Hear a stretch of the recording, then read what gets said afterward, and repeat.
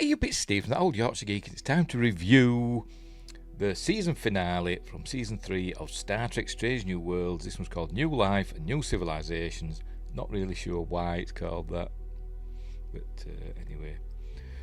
Anywho, we'll get into it. I did quite enjoy the episode, but I didn't think it was a particularly good season finale. It did actually kind of play a little bit towards the end, like a series finale, much like Star Trek Discovery did at the. I think that was the end of season 3 as well. I think it was season 3 where it was as though it were ending, but then they got another 2 seasons out of it. But much like Strange New Worlds is. Anywho, we'll get into it, shall we? But before we start, don't forget to like and subscribe, share the videos, drop a comment, hit the notification bell if you're subscribed already. Explore the description. Where's my finger? There it is. Explore the description for links for stuff like merch, which I'm not wearing, my books, my other websites, my other channels, and all that stuff. Become a member of the YouTube channel, and then you get early access videos and exclusive videos and all that cool stuff. That was seemed a bit of a slog to get through this time, didn't it? For some weird reason. My brain's not working, which is probably why I'm doing this review like this and not like writing a scripted one, which are usually a lot shorter than this is going to be. Because my brain's not working today, so I thought we'll just go through the episode and I'll give my thoughts as we look at it. So we will get into it. There it is. We begin with the usual. There it is. Good old. I've got to admit, I'm not a huge fan of Alex Kurtzman. In fact, he does me head in, and I can't wait for him to go. Fingers crossed he is soon. But I do like this Star Trek intro that he does for each of, well, not him, but I presume he signed off on it. The intro for each of the Star Trek shows, and they all have the ship from that show. I don't know how they're going to do Starfleet Academy. If it's, if the Academy is going to have the Academy through space, I imagine it'll be the ship that Holly Hunter's the captain of. But we'll see, won't we? Maybe they'll do something different. Anyway, are we going? There we go. Dun, dun, dun, dun, dun, dun, dun, dun. Sorry, I can't help myself. There we go.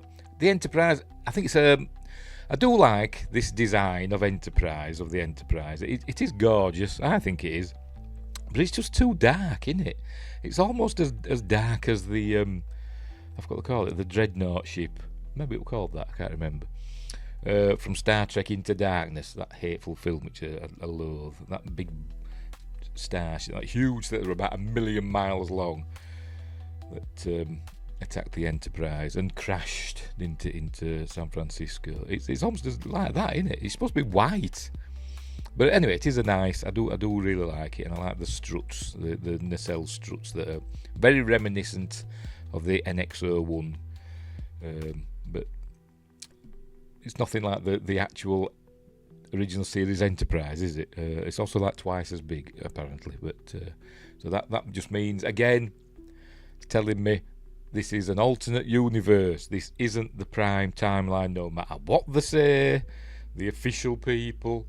The ones that have the key to the kingdom, they don't know what they're talking about. It's not the prime timeline. It's an alternate reality, whatever. But anyway, it's a previously. So we get to previously. We're reminded of there we go, of Pike and his accident. Remember, he's going to end up in a wheelchair. With the boop boop lights for yes and no, and that's how we see him in the original series. That's going to happen at some point, and he knows it's coming, which kind of means he's invincible, isn't it? Sort of. But it's a wonder they haven't played on that. Maybe they did a little bit in one of the episodes. I'm not sure. But they should have played on it a bit more, where he just flings himself into dangerous situations because he knows what the future holds, and he knows he won't die. I mean, maybe he could get seriously hurt, but by the end it'd be okay. But they didn't really do that, did they? Very much. Anyway, what else? We're reminded of the I forgot what they call them now. the evil aliens in this episode. Which I think this was my favourite episode of the season. The one there they found this temple. with the evil aliens in, and they trapped them in the transporter buffer. Poor Ensign Gamble, Dana Gamble, died, didn't he? And there we go, Vesda. There we go. Thank goodness for displays, reminding me of the names. They trapped the Vesda in the transporter buffer. But there we see it's glitching, look, so we know it's up to stuff in there, because the Vesda, I mean, I think of them as demonic. I think the demons, because of the things that they say. They don't actually say it in the episodes, but I think they're supposed to be like a demonic manifestation. Apologies if you hear any rumbling and banging.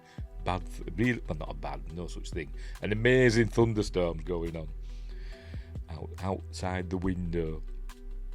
Where were we? Demons. I think the demons, because of what they say, they're always trying to spread despair or, lack of hope and all that stuff. They just want to make everybody sad, basically, which is what demons want to do, don't they? They feed off grief and anxiety and all that stuff, and that's what they seem to do in this. But anyway, right, so we see the Enterprise. As I said, I can't get enough shots of this new Enterprise. I think it is nice. Hate the bridge window. Can't wait for them to get rid of that. Bloody JJ and his bridge windows. Anyway, so we're learning that Marie has been deemed medically fit for service, so she's going to go off for her promotion. She's going to head up the Judge Advocate General's office or whatever she's doing. So everything's lovely. And it seems, apparently, she's been on the Enterprise this whole time, even though we haven't seen her all the time. She's been knocking about for I don't know how many months while she recuperates. I'm guessing so she's close to Dr. Mabenga and all them, because they know best what happened to her, maybe. So she's staying close to them. Anyway, pardon me. So off they go to a celebration in the captain's quarters, where he's obviously been cooking, because that's all he can do. He can cook and grow mad hair. And Scotty arrives, and because he's the newbie on the ship, they've told him it's a formal dress attire. So he's arrived in his formal. It's not. Would it be classed as technically as a dress uniform? I don't know. I know he's Scottish, but does that mean he's allowed to wear a kilt and all this other stuff as dress uniform? I imagine so. I know we've seen Scotty do the same thing in the original series, but anyway. So they've hazed him, haven't they, like they did with Uhura, or so I think it was Uhura, wasn't it? Way back when. But anyway, then we see Sam Kirk and Uhura and Ortegas being all smiley and happy. She's obviously got over her Gorn incident. But anyway, they're all dressed in civvies, apart from Spock, look, who's in his uniform. Don't know why, just is. So they're all having a nice time and all that stuff. And we learned that I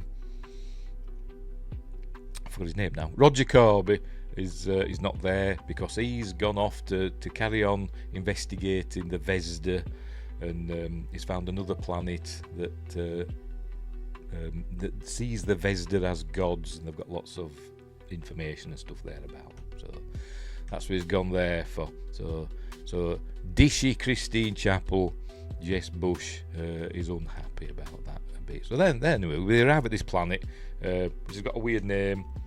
All the planets have weird names in this. Let's go back a bit. There we go. Bad dates. Like we had in Indiana, what was it? Raiders of the Lost Ark. Killed that monkey. Bad dates. I don't know. It's pronounced bad dates. That's how she says it. And then they go to this other. Oh my, Kali Kachna. That sounds like another thing from Indiana Jones and the Temple of Doom, doesn't it? Kali Kachna. They rip somebody's heart out. And then they go to this other planet. I can't remember. There we go. Sky Gowan. What? Who's thought of the names for this episode? What a terrible name, Sky Gowan. It sounds like a name of a person, doesn't it? But it's Rose. Oh no, it's McGowan. Rose McGowan's sister. I do that. Whatever. Anyway, that's where he's gone, Sky Gowan, and there we go, there we see it. It's obviously a technically advanced civilization, but they don't have warp drive, but they have the ability to make massive, these absolutely huge diamond-shaped obelisks, whatever you want to call them, just hover above the ground. So they have anti-gravity technology. But anyway, these kind of remind me a little bit of I forgot already, on where the Kelpians live. I forgot the name of the ship. I keep thinking of Kaminoans of Star Wars. Wherever the Kelpians live, Saru and all them from Discovery, remind me of the the big Baul ships that came and basically harvested the Kelpians, didn't they? Kind of reminds me of that, but it's nothing to do with them. Just reminded me of it. God. Anyway, here we go. Kind of cool. They were the Vesda were gods to these people. If they only knew, he said, because the person I see him as demonic. But anyway, we see one of these people. I forgot what they call them. Does it tell us what they call these people? I've forgotten already.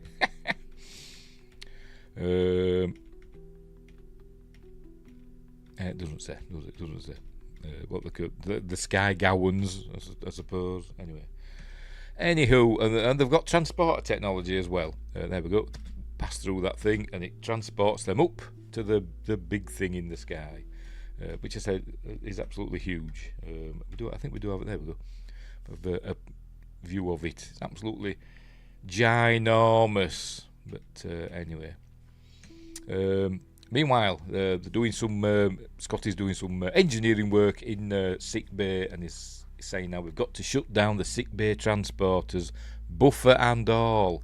And I think in this they kind of say that they've previously purged the buffer and basically killed the Vesda. I think that's what they say, buffer and all.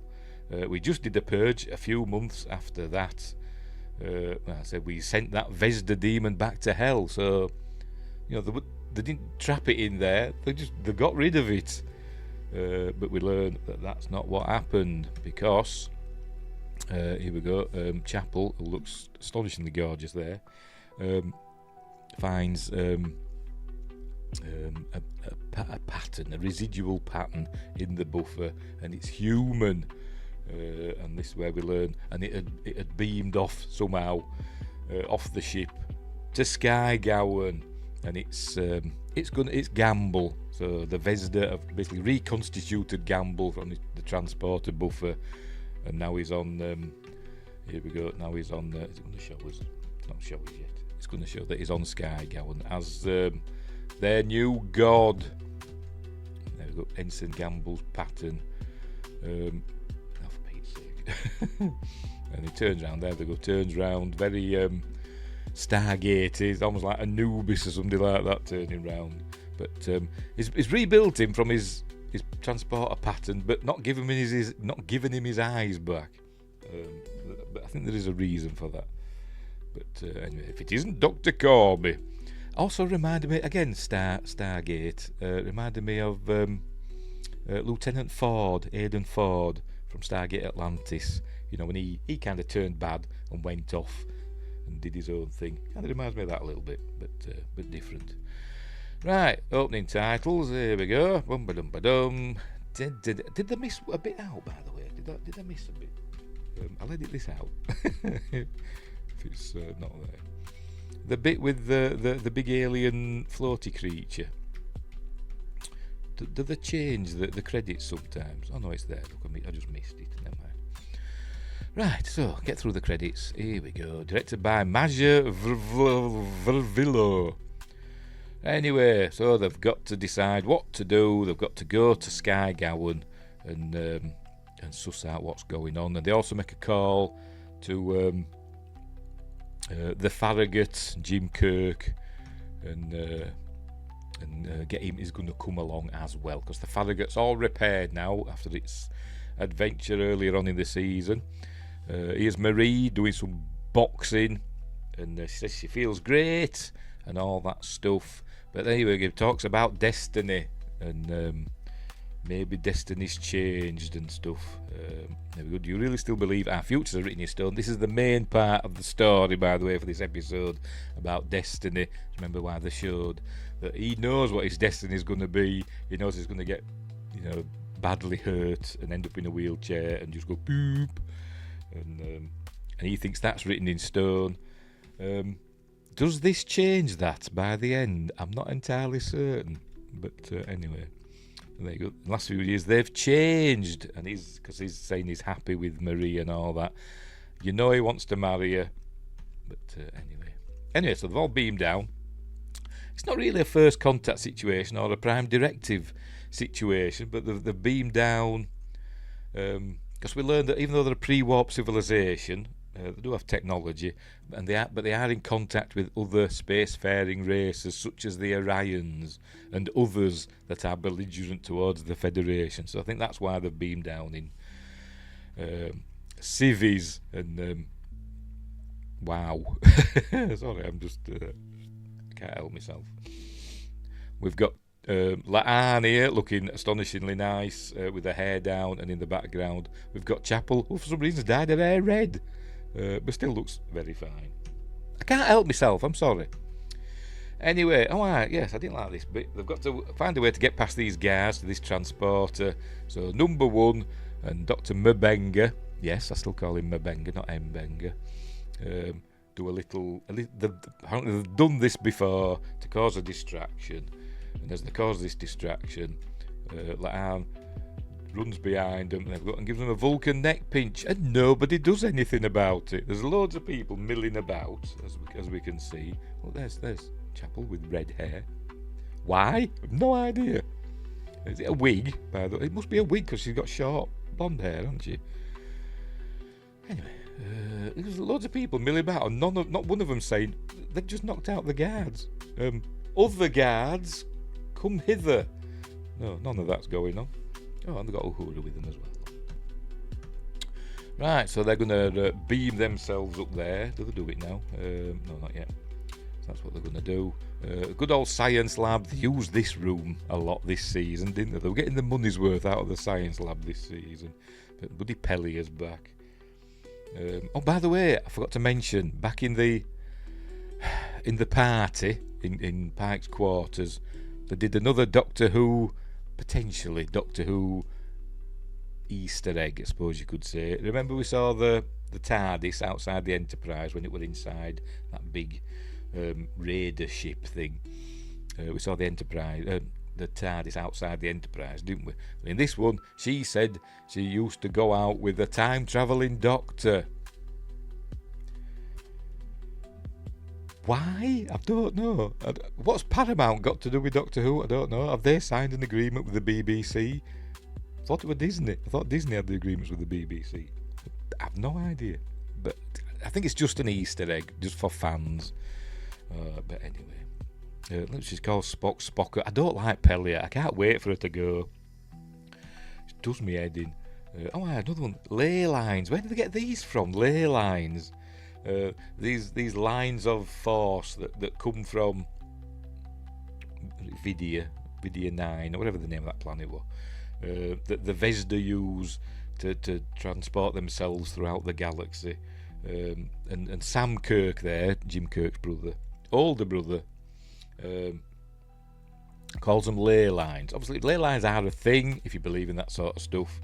The mythical energy, lines of energy that crisscross the planet Earth, and often connect, like monuments and stuff like that, like Stonehenge and Avebury and stuff like that, and the Isle of Callanish and the Karnak stones in France. They all seem to be connected by straight lines. But he's calling these ley lines and said, ley lines, they're a thing. But anyway, so that's what they're using, the term they're using for what the Vesda use to travel many light years in a transporter beam. Anyway, she's calling them demons. Look, so there you go. Right, so the beam up to the thing. They see Roger Corby's fine. They couldn't get in touch with him, but he's fine. Maybe he just turned his communicator off. I don't know. What's his face? Gamble hasn't smitten him or anything or smote him. Gamble's down with the people, if you know what I mean. Down with the people. Oh, sorry, I pressed a button on my keyboard. There we go. And we see that they're so in awe of him because he's their God in the flesh. They're so in awe of him that he just tells them to gouge out their own eyes, and they just do it. They start gouging out their own eyes just because for. Anyway, let's have a read of this. Skye Gowan. M class, 25-hour day, 355-day year.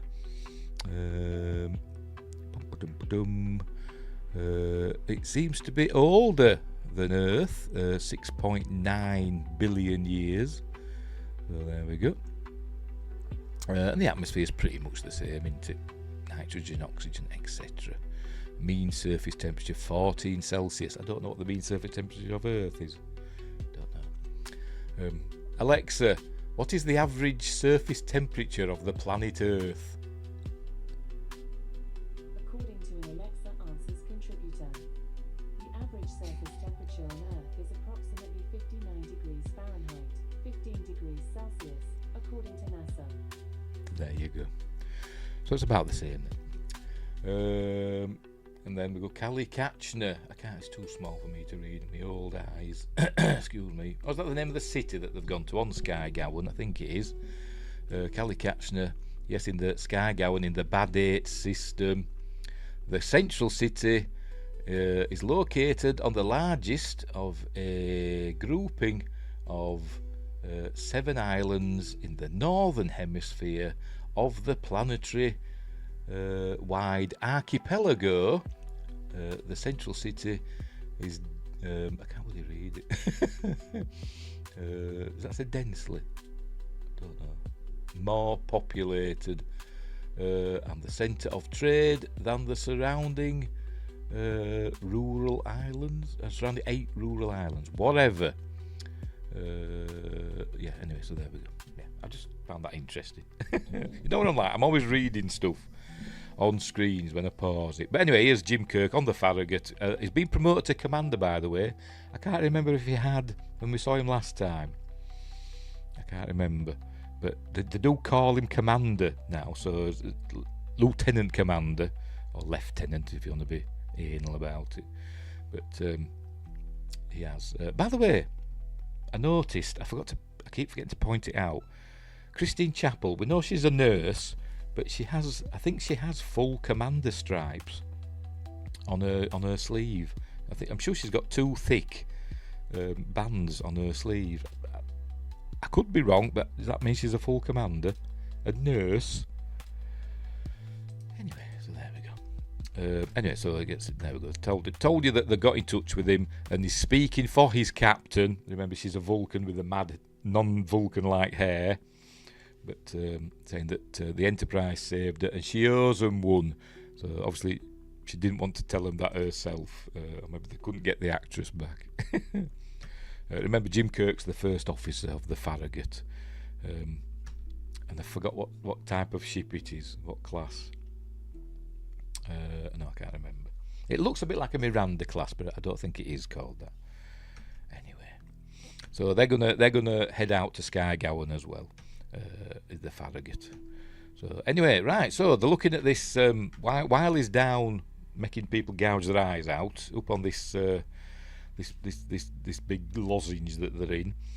There's like an obelisk with writings on it, and it's actually some of it's in Swahili, and they're reading it out and saying it's actually.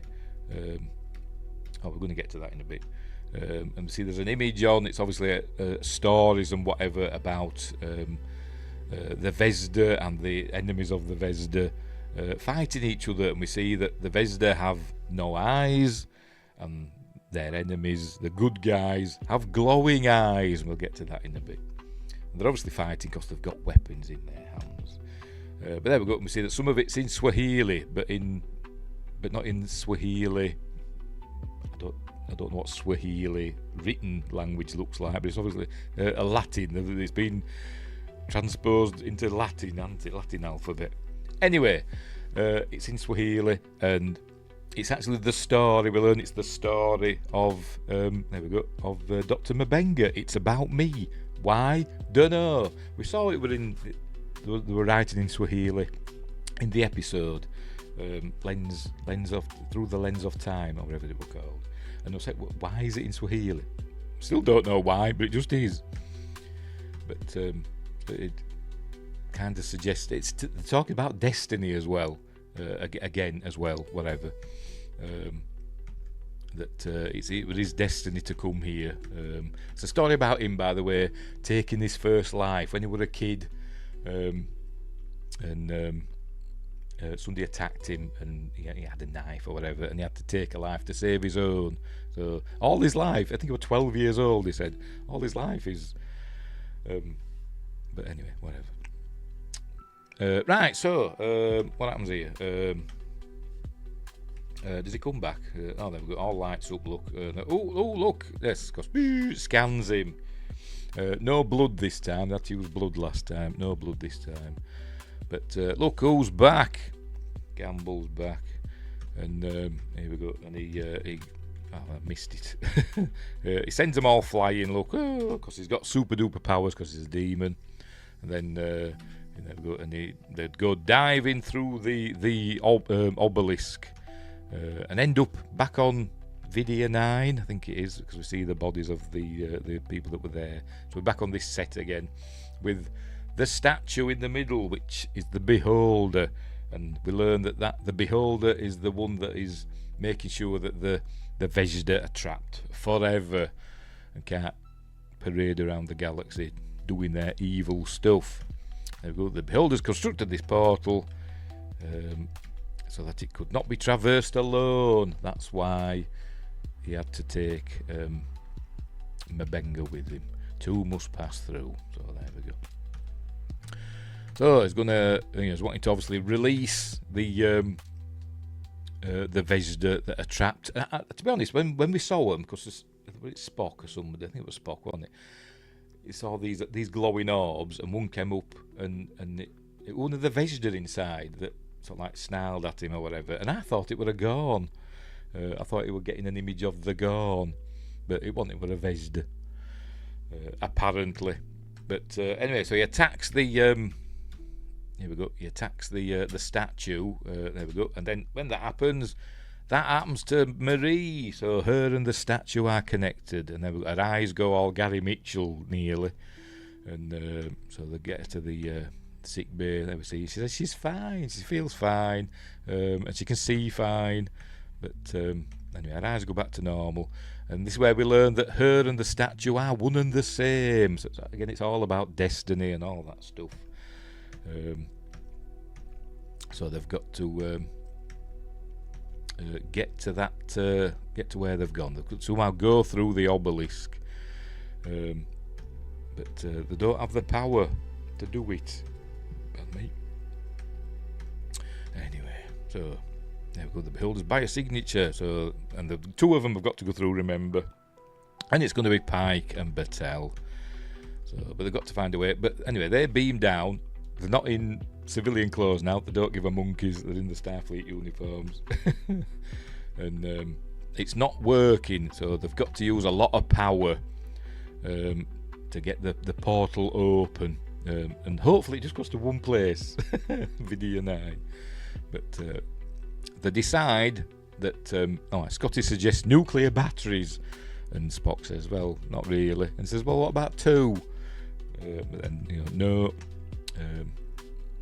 And I think it's Pellier who suggests firing the phasers, but even the Enterprise's phasers will only have about half the power, so need another starship. Luckily the Farragut's on its way, so they're going to fire phasers from two starships at once, but they've got to be precisely synchronised. So anyway, so Kirk's arrived. We never see his captain for some bizarre reason, and that they've got to fire them in tandem. And what they're going to do, it's got to be done manually. It can't be done by the computer. So a person's got to do it. Excuse me. So what they've got to do, Spock is going to mind meld with Kirk, so it's going to be Spurk. It's going to mind meld with Kirk so that they're, of the same mind. So anyway, sharing a consciousness. So, and he says, "Call me Jim." Jim. So that's what he's going to do. So now they're linked through the mind meld, and it's even faster than Uhura says. It's even faster than the comm system can do. And there's the Farragut.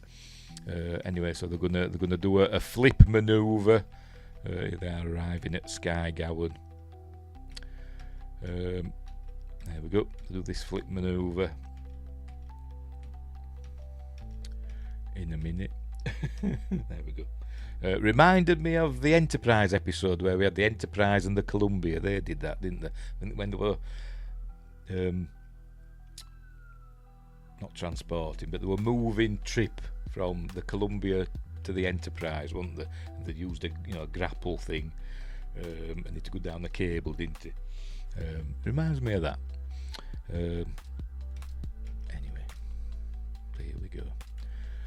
Right, so this is Spock, innit? Spock, they're lieutenant stripes, are they? Thick band and a thin band. Whereas Kirk has still got his lieutenant stripes on, but they do call him commander. I'm sure lieutenant is a thick band. I don't know.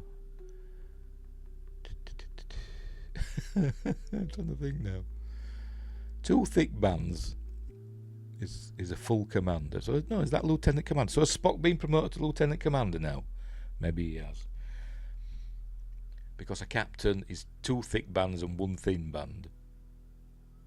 A full commander is 2 thick bands. Lieutenant commander is a thick band and a thin band. A lieutenant must be 2 thin bands. I don't know. I don't know. Or maybe just 1 band. I don't know. And an ensign doesn't have any, I don't think. I don't think they know either. Anyway, so phasers. Are you ready? Fire. Proper phasers, not these pew pew phasers. Proper beamy phasers. Look, cool stuff. Cool stuff. It had a good sound as well. Sorry, I'm going to play it. I'm going to play the sound. It has a good sound. There we go. Great sound. I love that sound. Cool. Anyway, that does the trick. It opens up the portal. So they step through and end up on I forgot to call it already. Vidia 9. Or is it Vadia 9? Whatever. Yes. Mabenga had trapped Gamble. It pushed him through a doorway, one of the doorways, and it closed. But now he's trying to get back, and which he does. There we go. Because he's powerful, and he says, "Oh, it's you," talking to her and a pet. Anyway, the indignities I've imagined, because remember she fought him in that previous episode. Did Battelle. But the very demonic line, the indignities I've imagined, because that's what demons are all about, isn't it? Anyway, yes, it hurts Pike, and this is where I was thinking, yeah, but Pike knows he's going to be fine, but they don't seem to play on that. But anyway, so they're going to have a bit of a ding dong, but then when they start, you think they're going to start fighting, suddenly. By the way, her hands start glowing, and then suddenly we have this weird section of the episode, which is kind of a bit like the Inner Light from TNG, where Picard, an alien probe beamed essentially a lifetime of memories into his brain in like 20 minutes, and he lived the life of this fella on this planet. But anyway. So we're getting there we go, images, we're getting scenes of them living, future scenes of their future, like an alternate future. What could be them, they've got married and stuff like that, or engaged, and here we go. So it's all nice, lovely scenes. They're giving each other presents. Excuse me. She's an admiral, I think, by this time. They've got a dog. Look, they're all happy. And then I think it's jumped forward again. It's time for him to go and have his accident. They knew it were going to come this time, but they can't cheat fate. So off he goes. He says, I'm going to come back from this mission. I'll not be the same. And I don't like it because you'll have to look after me and all that stuff. So he's not happy. But anyway, so he goes off on his mission, and then he comes back. By the way, we keep hearing knocks on the door when things are going to change, or you think things are going to change, like a knock on the door. And it just made me think, that's old Scratch knocking at the door, which is a reference to the devil and all that. There's a knock on the door, and then she goes to answer it, and it's him. He's come back from the mission, and he's okay. He says the thing didn't happen, the accident didn't happen. He doesn't understand it. So destiny has changed for him, and she's saying it's something to do with Sky Gowan. But anyway, then we jump forward again. We see they're a bit older. They've got a kid by this time. He's got his chef pike thing on. She gave him that earlier. But anyway, here's their daughter. I forgot what they call her. Never mind. She's at the Daystrom Institute. She's a scientist at the Daystrom Institute, and we learn she's become engaged. Here we go, to Robert April's son, whatever he's called, Eli. There we go. It's Robert April. She's got engaged to Robert April's son, and he's basically saying, we're engaged with your permission. So they're all happy and stuff. Yes, of course. But she calls him Uncle Sock. She mentions Uncle Sock. Where is it? There we go, Uncle Sock. All the advice from Uncle Sock really paid off. And he said to her, we know you can say Spock. And she says he likes it when I call him that. But so they're all happy and stuff. It's all happy families, and because he didn't have his accident, and I'm thinking, what's going on here? I don't really know. Why are we seeing this future that may happen? Is it Marie that's doing it? Because she's the beholder now, the enemy of the Vesda, or is it the Vesda that's doing it? Is it Gamble that's doing it, basically teasing them? He's going to show them a happy life and then snatch it all away. I don't know. I don't really know, to be honest. I'm not entirely sure what's going on. But and then we jump forward again. By the way, I think we see some pictures on the wall. Look of their life, with the wedding and all that, and the daughter, and of the happy life they've led. And I did get a bit emotional, I must admit, when in this part, because she's dying. They're all old, with the usual Hollywood old makeup on. It's one thing, I got really long hair, because I always usually make old people with really long hair. Don't know why they do that. Anyway, she's on the deathbed for some reason. And while we see a shooting star, there it goes, a really slow one. I don't think it's supposed to be a shooting star. I think it might be a shuttle. But we see things crossing the sky a couple of times during this section, and it's supposed to be. I think it ends up being representative of Marie herself, this shooting star. And a knock at the door. She says, "Go answer it." And as he goes to answer it, I think she passes away. And when he opens it, it's him. Look, so was he behind all this, showing them this lovely life that they could have, and then he's just going to snatch it all away from them. But as I said, it's like an inner light thing. I think he remembers it, not just as these little snippets that we've seen, but as a full life he's just lived in his mind. There we go, seeing his what's gone on. Anyway,